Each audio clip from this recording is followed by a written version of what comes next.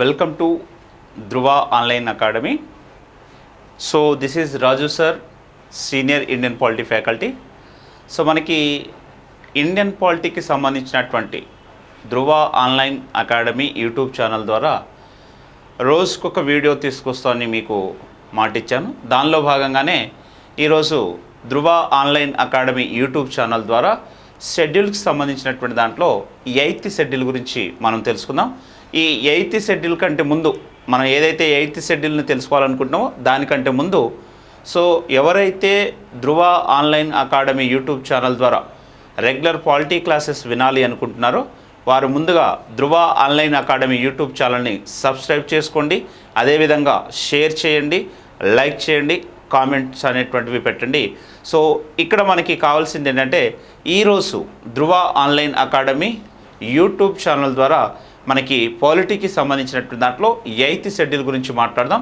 అయితే 8th schedule అనేటువంటిది దేని గురించి తెలియజేస్తుంది, సో 8th షెడ్యూల్లో ఉన్నటువంటి అంశాలేంటి, అదేవిధంగా 8th షెడ్యూల్కి సంబంధించినటువంటి పూర్తి సమాచారాన్ని ఈ వీడియో ద్వారా మీ ముందుకు తీసుకొస్తున్నాను. సో ముందుగా ప్రతి ఒక్కరు కూడా ధృవ ఆన్లైన్ అకాడమీ యూట్యూబ్ ఛానల్ని సబ్స్క్రైబ్ చేయండి, లైక్ చేయండి. సో ఇక్కడ మనకి 8th షెడ్యూల్కి సంబంధించినటువంటి దాంట్లో 8th షెడ్యూల్ దేని గురించి తెలియజేస్తుందంటే 8th షెడ్యూల్ అనేటువంటిది అధికార భాషల గురించి తెలియజేస్తుంది. అధికార భాషల గురించి తెలియజేస్తుంది. 8th షెడ్యూల్ అధికార భాషల గురించి తెలియజేస్తుంది. సో షెడ్యూల్ 8 అధికార భాషల గురించి తెలియజేస్తుంది. అధికార భాషల గురించి తెలియజేస్తుంది. అధికార భాషల గురించి తెలియజేస్తుంది.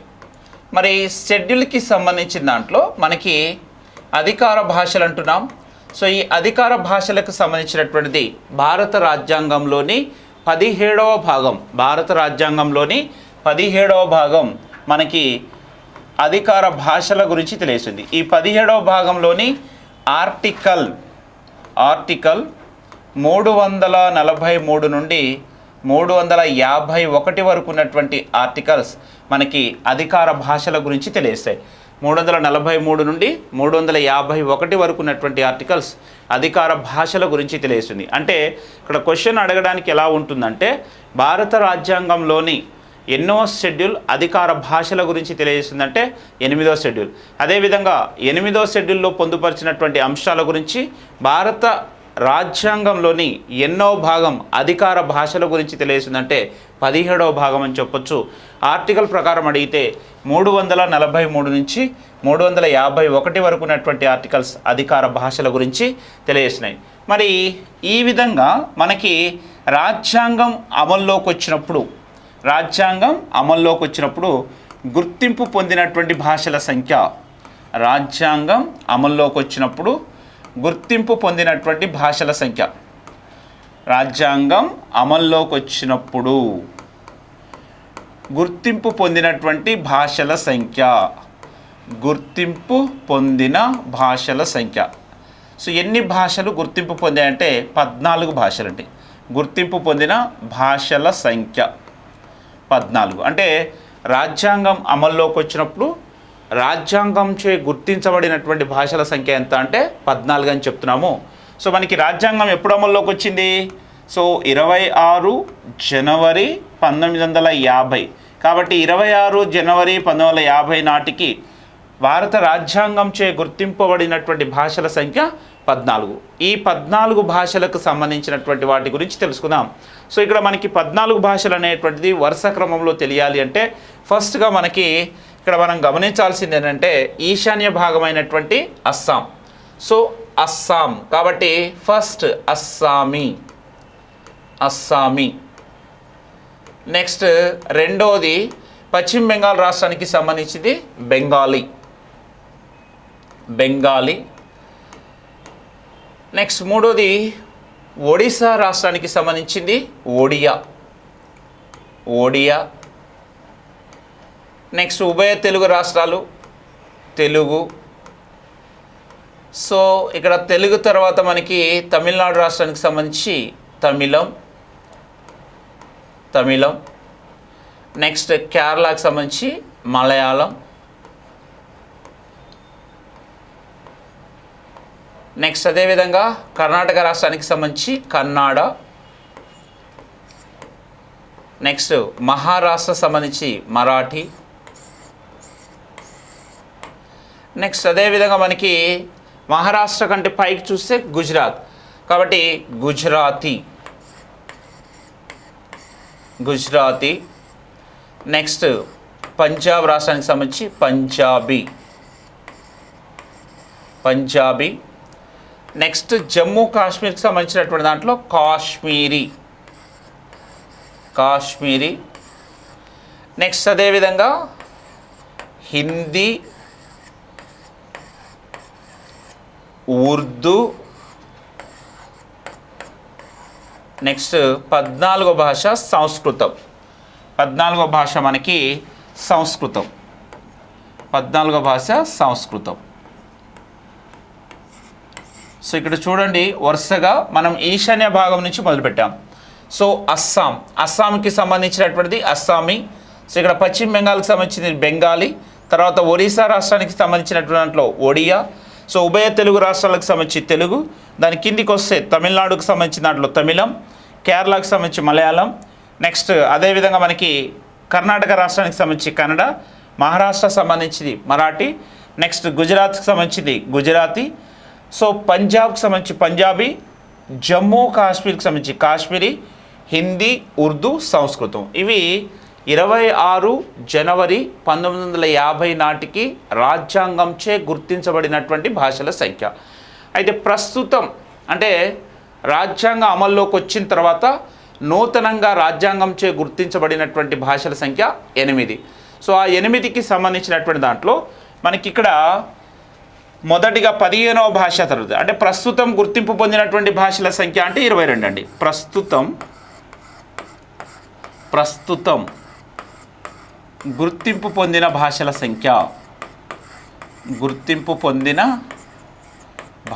సంఖ్య 22. అంటే రాజ్యాంగం అమల్లోకి వచ్చినప్పుడు 14 ఉన్నాయి, ప్రస్తుతం అంటే 22.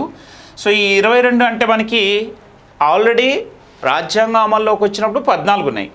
ఈ 14 కాకుండా రాజ్యాంగంలో నూతనంగా చేర్చబడినటువంటి భాషలు ఎన్ని అంటే 8. ఆ 8 ఏంటి అంటే మనకి ఇక్కడ 1967లో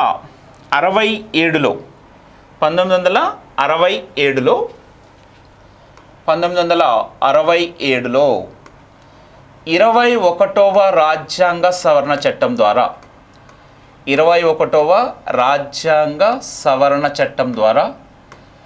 15వ భాషను నూతనంగా చేర్చారు. 15వ భాషను నూతనంగా చేర్చారు. అది 15వ భాష సింత్ పంజాబ్ రాష్ట్రానికి సంబంధించింది. 1967లో 21వ రాజ్యాంగ సవరణ చట్టం ద్వారా 15వ భాషను చేర్చారు. ఆ 15వ భాష ఏంటంటే సింత్. నెక్స్ట్ అదేవిధంగా మనకి ఇక్కడ 1992లో 71వ రాజ్యాంగ సవరణ చట్టం ద్వారా మనకి 3 భాషలు చేర్చారు. 16, 17, 18. 16, 17, 18. సో 3 భాషలను చేర్చారు. సో ఇక్కడ 16వ భాషగా కొంకణి, మణిపూరి,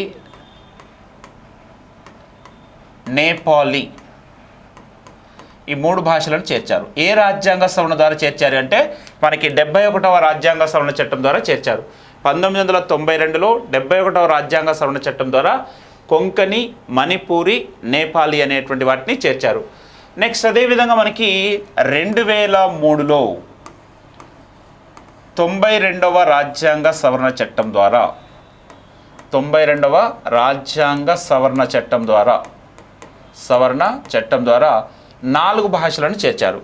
సో ఇక్కడ 19, 20, 21, 22. సో 19వ భాషకు సంబంధించి బోడో, 20వ భాష డోంగ్రీ, 21 మైథిలి, 22 సంతాలి. కాబట్టి ప్రస్తుతం భారతదేశంలో గుర్తింపు పొందినటువంటి భాషల సంఖ్య 22 భాషలకు సంబంధించి, అంటే ప్రారంభంలో 14 ఉన్నాయి, ప్రస్తుతం ఉన్నటువంటి 22. కాబట్టి నూతనంగా చేర్చినటువంటి భాషలు అంటే అవి 8 ఉన్నాయి. వాటికి సంబంధించినటువంటి రాజ్యాంగ సవరణలు చాలా ఇంపార్టెంట్. ఎందుకంటే ఏ రాజ్యాంగ సవరణ ద్వారా ఏ భాషను చేర్చారని అడగవచ్చు. కాబట్టి 21వ రాజ్యాంగ సవరణ ద్వారా 15వ భాషగా సింధ్ అనేటువంటి దాన్ని, నెక్స్ట్ 71వ రాజ్యాంగ సవరణ చట్టం ద్వారా కొంకణి, మణిపూరి, నేపాలి, నెక్స్ట్ 92వ రాజ్యాంగ సవరణ చట్టం ద్వారా బోడో, డోంగ్రీ, మైథిలి, సంతాలి అనేటువంటి వాటిని చేర్చారు. సో అదేవిధంగా మనకి 2011లో 96వ రాజ్యాంగ సవరణ చట్టం ద్వారా సో ఇక్కడ ఒరిస్సా రాష్ట్రానికి సంబంధించినటువంటి లాంగ్వేజ్ ఒరియా అనేటువంటి దాన్ని ఒడియాగా మార్చారు.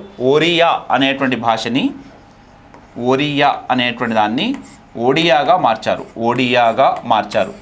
సో ఈ రాజ్యాంగ సవరణలు చాలా ఇంపార్టెంట్ అండి మనకి. కాబట్టి వాడు అడగడానికి అవకాశం ఏంటంటే 21వ రాజ్యాంగ సవరణ చట్టం ద్వారా చేర్చిన భాష సింధ్, అదేవిధంగా 71వ రాజ్యాంగ సవరణ చట్టం ద్వారా కొంకణి, మణిపూరి, అదేవిధంగా నేపాలి. నెక్స్ట్ 92వ రాజ్యాంగ సవరణ చట్టం ద్వారా బోడో, డోంగ్రీ, మైథిలి, సంతాలి అనేటువంటి చేర్చారు. అదేవిధంగా 96వ రాజ్యాంగ సవరణ చట్టం దేనికి సంబంధించిందంటే ఒరిస్సా రాష్ట్రానికి సంబంధించింది. సో ఒరియా అనేటువంటి దాన్ని ఒడియాగా మార్చారు. కాబట్టి ఇప్పుడు సింపుల్గా గుర్తుంచుకోవాలి అంటే 21 ప్లస్ 71 ఈక్వల్ టు 92. సో 21 అంటే 15వ భాషకు సంబంధించింది, 71 అంటే 16, 17, 18 సంబంధించినటువంటి కొంకణి, మణిపూరి, నేపాలి అంటే KMN. 92వ రాజ్యాంగ సవరణ చట్టం. సో ఇక్కడ 19, 20, 21, 22 భాషలకు సంబంధించింది. కాబట్టి ఇక్కడ 4 భాషలు, ఇక్కడ BDMS బోడో, డోంగ్రీ, మైథిలి, సంతాలి. 21 అంటే ఎస్. కాబట్టి మనం సింపుల్గా గుర్తుంచుకోవాలి అనుకున్నప్పుడు వీటికి సంబంధించినటువంటి ఏదైతే లాంగ్వేజెస్కి సంబంధించినట్టున్నాయో, సో ఇక్కడ K for Konkani, M for Manipuri, N for Nepali. So Goa, అదేవిధంగా మణిపూర్, అండ్ ఇక్కడ పశ్చిమ బెంగాల్ రాష్ట్రానికి సంబంధించినటువంటి డార్జిలింగ్ అనేటువంటి ప్రాంతంలో నేపాలీ భాషకి సంబంధించింది. సో ఇక్కడ బోడో అంటే అస్సాం రాష్ట్రానికి సంబంధించింది. నెక్స్ట్ డోంగ్రీ జమ్మూ కాశ్మీర్ రాష్ట్రానికి సంబంధించింది. మైథిలి బీహార్, అండ్ సంతాలి అంటే ఇక్కడ జార్ఖండ్, ఛత్తీస్గఢ్కి సంబంధించింది, ఛత్తీస్గఢ్. So BDMS. సో ఇది మనకి భాషలకి సంబంధించినటువంటి. సో ఇక్కడ 96వ రాజ్యాంగ సవరణ చట్టం దేనికి సంబంధించిందంటే ఒరియా అనేటువంటి లాంగ్వేజ్ని ఒడియాగా మార్చారు. అయితే ఇక్కడ మనకి భాషలకు సంబంధించినటువంటి దాంట్లో ఆర్టికల్స్, ముఖ్యంగా మనకి ఆర్టికల్స్ అనేటువంటివి చాలా ఇంపార్టెంట్. ఇక్కడ 17వ భాగంలో ఉన్నటువంటి ఆర్టికల్ 343 నుంచి 351 వరకు ఉన్నటువంటి ఆర్టికల్స్ అధికార భాషల గురించి తెలియజేస్తున్నాయి. 17వ భాగంలో ఉన్నటువంటి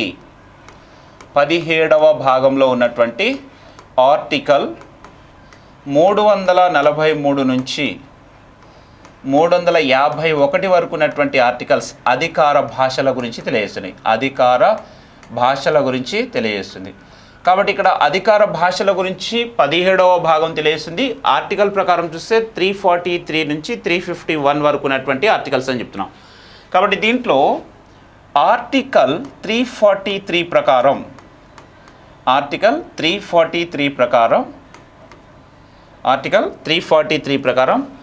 కేంద్ర ప్రభుత్వ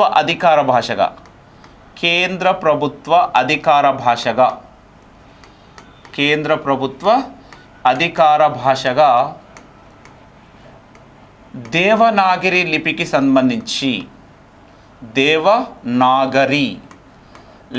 సంబంధించిన హిందీని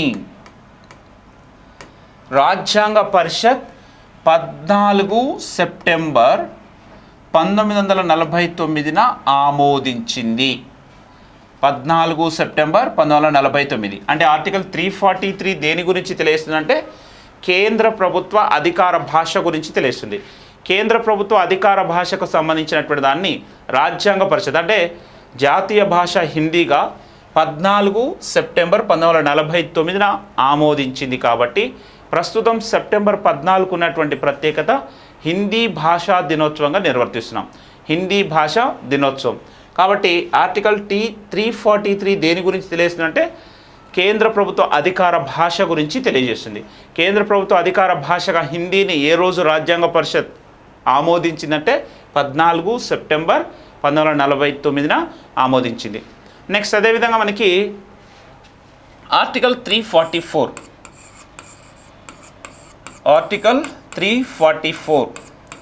సో ఆర్టికల్ 344 ప్రకారం రాజ్యాంగం అమల్లోకి వచ్చిన 5 సంవత్సరాల తర్వాత రాజ్యాంగం అమల్లోకి వచ్చిన 5 సంవత్సరాల తర్వాత రాజ్యాంగం అమల్లోకి వచ్చిన 5 సంవత్సరాల తర్వాత లేదా 5 సంవత్సరాలలోగా 5 సంవత్సరాల తర్వాత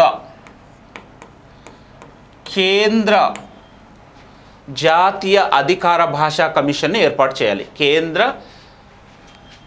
జాతీయ అధికార భాషా కమిషన్ను జాతీయ అధికార భాషా కమిషన్ను ఏర్పాటు చేయాలని సూచిస్తుంది. అంటే రాజ్యాంగం అమల్లోకి వచ్చిన 5 సంవత్సరాల తర్వాత ఖచ్చితంగా కేంద్ర అధికార భాష అంటే కేంద్ర అధికార జాతీయ భాషా కమిషన్ని ఏర్పాటు చేయాలి. కాబట్టి ఈ అధికార భాషా కమిషన్లో మొత్తం సభ్యుల సంఖ్య 30 మంది ఉంటారండి. అధికార భాషా కమిషన్లో సభ్యుల సంఖ్య 30 మంది. ఈ 30 మందిలో లోక్సభ నుండి 20 మంది, అదేవిధంగా రాజ్యసభ నుండి 10 మంది సభ్యత్వాన్ని కలిగి ఉంటారు. సో మొత్తం అధికార భాషా కమిషన్లోని సభ్యుల సంఖ్య ఎంత అంటే 30 మంది. అధికార భాషా కమిషన్లోని సభ్యుల సంఖ్య 30 మంది. ఇందులో ఈ 30 మందిలో లోక్సభ నుండి 20 మంది, రాజ్యసభ నుండి 10 మంది సభ్యత్వాన్ని కలిగి ఉంటారు. సో ఈ విధంగా 1955లో మొదటి అధికార భాషా కమిషన్ని ఏర్పాటు చేశారు. సో ఈ విధంగా మొదటి అధికార భాషా కమిషన్కి చైర్మన్ గోపాలస్వామి అయ్యంగార్. మొదటి అధికార భాషా కమిషన్కి చైర్మన్ గోపాలస్వామి అయ్యంగార్. నెక్స్ట్ అదేవిధంగా మనకి ఆర్టికల్ 345. సో ఆర్టికల్ 345 ఏం చెప్తుందంటే ఆర్టికల్ 345 రాష్ట్ర అధికార భాష గురించి తెలియజేస్తుంది. ఆర్టికల్ 345 రాష్ట్ర అధికార భాషా కమిషన్ రాష్ట్ర అధికార భాష గురించి తెలియజేస్తుంది. రాష్ట్ర అధికార భాషల గురించి తెలియజేస్తుంది. అంటే కేంద్ర ప్రభుత్వ అధికార భాషగా హిందీని గుర్తించింది. మరి రాష్ట్ర అధికార భాష అంటే మనకి ప్రస్తుతం ఉభయ తెలుగు రాష్ట్రాలకు సంబంధించిన దాంట్లో అధికారికంగా గుర్తించబడినటువంటి భాష తెలుగు. తర్వాత సెకండ్ ప్లేస్లో ఉర్దూ అనేటువంటి దాన్ని ఇచ్చారు. కాబట్టి రాష్ట్ర అధికార భాష అంటే వారి యొక్క మాతృభాష ఏదైతే ఉంటుందో అది. కాబట్టి దాని గురించి తెలియజేసే ఆర్టికల్ ఏదంటే ఆర్టికల్ 345. నెక్స్ట్ అదేవిధంగా మనకి ఆర్టికల్ 348. ఆర్టికల్ 348 ప్రకారం భారతదేశంలోని న్యాయస్థానాలు తీర్పులను వెలువరించేటటువంటి సందర్భంలో ఆంగ్ల భాషను వినియోగించుకోవచ్చు అని తెలియజేస్తుంది. అంటే ఆర్టికల్ 348 ప్రకారం భారతదేశంలోని న్యాయస్థానాలు అధికారికంగా ఆంగ్ల భాషను వినియోగించుకోవచ్చును. అంటే ఆంగ్ల భాషని దేనికోసం వినియోగిస్తున్నారు? తీర్పులను వెలువరించేటటువంటి సందర్భంలో. కాబట్టి ఆర్టికల్ 348 ప్రకారం న్యాయస్థానాలు అధికారికంగా ఆంగ్ల భాషను వెలువరించుకోవచ్చు, ఆంగ్ల భాషను వినియోగించుకోవచ్చు అని తెలియజేస్తుంది. కాబట్టి ప్రస్తుతం అధికారికంగా ఆంగ్ల భాషను రాష్ట్ర భాషగా కలిగినటువంటివి ప్రస్తుతం మనం చూసినట్లయితే అరుణాచల్ ప్రదేశ్, అదేవిధంగా మనకి నాగాల్యాండ్,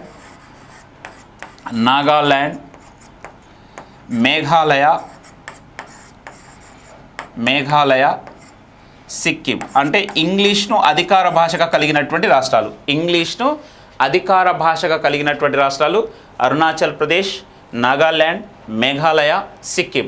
అంటే న్యాయస్థానాలు ఆంగ్ల పరిభాషను వినియోగించుకోవచ్చు అంటే ఏ ఆర్టికల్ ప్రకారం? 348 ఆర్టికల్ 348 ప్రకారం భారతదేశంలోని న్యాయస్థానాలు సో ఆంగ్ల భాషను తీర్పులను వెలువరించేటటువంటి సందర్భంలో వినియోగించుకోవచ్చు అని తెలియజేస్తుంది.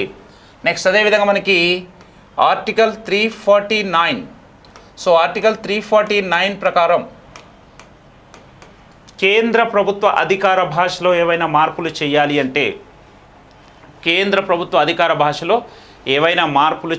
అంటే రాష్ట్రపతి యొక్క ముందస్తు అనుమతి తప్పనిసరి. అంటే ప్రస్తుతం జాతీయ భాషగా ఉన్నటువంటిది హిందీ అని చెప్తున్నారు. సో ఈ హిందీకి సంబంధించిన దాంట్లో ఏవైనా మార్పులు చేయాలి అంటే ఖచ్చితంగా పార్లమెంట్ అనేటువంటిది ముందస్తుగా ఎవరిని సంప్రదించాలంటే రాష్ట్రపతిని సంప్రదించాలి. కాబట్టి కేంద్ర ప్రభుత్వ అధికార భాషలో ఏవైనా మార్పులు చేర్పులు చేయాలంటే రాష్ట్రపతి యొక్క ముందస్తు అనుమతి తప్పనిసరి అని చెప్తుంది ఆర్టికల్ 349. నెక్స్ట్ ఆర్టికల్ 350 ప్రకారం ప్రాథమిక విద్యను మాతృభాషలోనే బోధించాలని చెప్తుంది. ఆర్టికల్ 350 సబ్ క్లాస్ ఏ ప్రకారం ప్రాథమిక విద్యను వారి యొక్క మాతృభాషలోనే బోధించాలి అని చెప్తుంది. ఆర్టికల్ 350 సబ్ క్లాస్ బి ప్రకారం మైనార్టీల సంక్షేమం కోసం రాష్ట్రపతి ప్రత్యేక కమిషన్ని ఏర్పాటు చేయొచ్చు. ఆర్టికల్ 350 సబ్ క్లాస్ బి ప్రకారం భారతదేశంలోని మైనార్టీల సంక్షేమం లేదా రక్షణ కోసం రాష్ట్రపతి ప్రత్యేకమైనటువంటి కమిషన్ని ఏర్పాటు చేయొచ్చు. అయితే ప్రస్తుతం భారతదేశంలో మైనార్టీ అనేటువంటి సంబంధించినటువంటి దాంట్లో మనకి రాజ్యాంగం చేత గుర్తించబడినటువంటి ఆర్టికల్స్ ఏంటంటే 29, 30 అండి. ఆర్టికల్ 29, 30 ప్రాథమిక హక్కుల్లో ఉన్నటువంటి ఆర్టికల్ 29, ఆర్టికల్ 30లో మాత్రమే మైనార్టీ అనేటువంటి పదాన్ని మనం గమనించవచ్చు. సో ఇక్కడ మైనార్టీలకు సంబంధించినటువంటి దాంట్లో మైనార్టీలను 2 రకాలుగా వర్గీకరణ చేయొచ్చు. ఒకటి మతపరమైనటువంటి మైనార్టీలు, రెండోది భాషాపరమైనటువంటి మైనార్టీలు. ఇక్కడ మతపరమైనటువంటి మైనార్టీలు అంటేనేమో దేశం మొత్తాన్ని కూడా యూనిట్గా తీసుకుంటారు. భాషాపరమైనటువంటి మైనార్టీలను గుర్తించాలంటే ఇక్కడ కేవలం రాష్ట్రాలను మాత్రమే ప్రామాణికంగా తీసుకుంటారు. అంటే ఒక రాష్ట్రంలో ఉండేటటువంటి మొత్తం జనాభాలో 50% కంటే బిలో మాట్లాడేటటువంటి భాషలు ఏవైతే ఉన్నాయో అవన్నీ కూడా భాషాపరమైనటువంటి మైనార్టీలు. అదేవిధంగా మతపరమైనటువంటి మైనార్టీలు అంటే ఒక దేశ జనాభాలో మొత్తం జనాభాలో 50% ఉన్నటువంటి ఏవైతే మతస్థులు ఉన్నారో వారందరినీ కూడా మతపరమైనటువంటి మైనార్టీలు అంటారు. ప్రస్తుతం భారతదేశంలో 6 మతాలకు చెందినటువంటి వారిని మతపరమైనటువంటి మైనార్టీలుగా గుర్తించింది.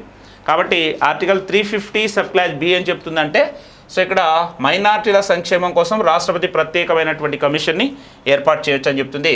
నెక్స్ట్ చివరిది ఆర్టికల్ 351.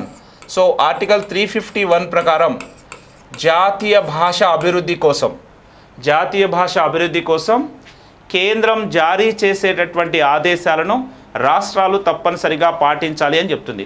జాతీయ భాష అభివృద్ధి కోసం కేంద్రం జారీ చేసేటటువంటి ఆదేశాలను రాష్ట్రాలు తప్పనిసరిగా పాటించాలి అని ఆర్టికల్ 351 చెప్తుంది.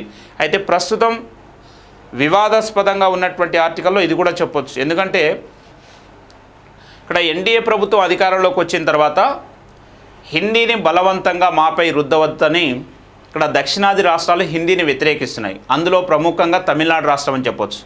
ఎందుకోసం అంటే సో హిందీ అనేటువంటి సంబంధించినటువంటి దాంట్లో నార్త్ సైడ్లో ఉన్నటువంటి జనాభా అధికంగా హిందీని మాట్లాడుతున్నారు. కానీ దక్షిణాది ఉన్నటువంటి రాష్ట్రాల్లో సో ఒక్కొక్క రాష్ట్రం ఒక్కొక్క భాషని కలిగి ఉన్నటువంటి సందర్భంలో మాపై బలవంతంగా హిందీని రుద్దకూడదని ఈ దక్షిణాది రాష్ట్రాలు దీన్ని వ్యతిరేకిస్తున్నాయి. అయినప్పటికీ కూడా కేంద్రం సో ఈ మధ్య కాలంలో ఏం చేసిందంటే ఆల్రెడీ బీటెక్ సంబంధించినటువంటి కోర్సులతో పాటు ఎంబీబీఎస్ సంబంధించినటువంటి కోర్సులను కూడా హిందీ మీడియంలోకి తీసుకొచ్చింది.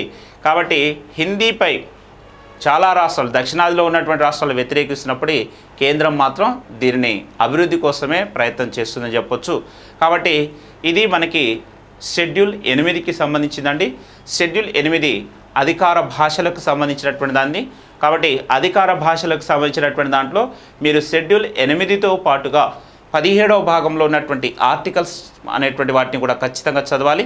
కాబట్టి ప్రస్తుతం మనకి గుర్తింపు పొందిన భాషల సంఖ్య ఎంత అంటే 22 అని చెప్పొచ్చు. ఇది మనకి షెడ్యూల్ 8కి సంబంధించినటువంటి సమాచారం. సో మరో క్లాస్తో మరొక వీడియోతో మీ ముందుకు వస్తాను. సో అదేవిధంగా ఏదైతే మీరు పాలిటీకి సంబంధించినటువంటి అంశాలను మీరు మన ధృవ ఆన్లైన్ అకాడమీ యూట్యూబ్ ఛానల్ ద్వారా వింటున్నారో, సో మీరందరూ కూడా దీన్ని ఆదరిస్తారని, అదేవిధంగా దీన్ని లైక్ చేస్తారని, అదేవిధంగా మీ యొక్క ఫ్రెండ్స్కి తెలియజేస్తారని కోరుకుంటూ, మరొకసారి ఎవరైనా యూట్యూబ్ ఛానల్ అనేటువంటి దాన్ని సబ్స్క్రైబ్ చేసుకున్నట్లయితే ప్రతి ఒక్కరు కూడా సబ్స్క్రైబ్ చేసుకోండి. మనకు రెగ్యులర్ పాలిటీ క్లాస్ సంబంధించినటువంటి అంశాలను ఈ ఛానల్ ద్వారా అందించడానికి ప్రయత్నం చేస్తాను. Right and bye.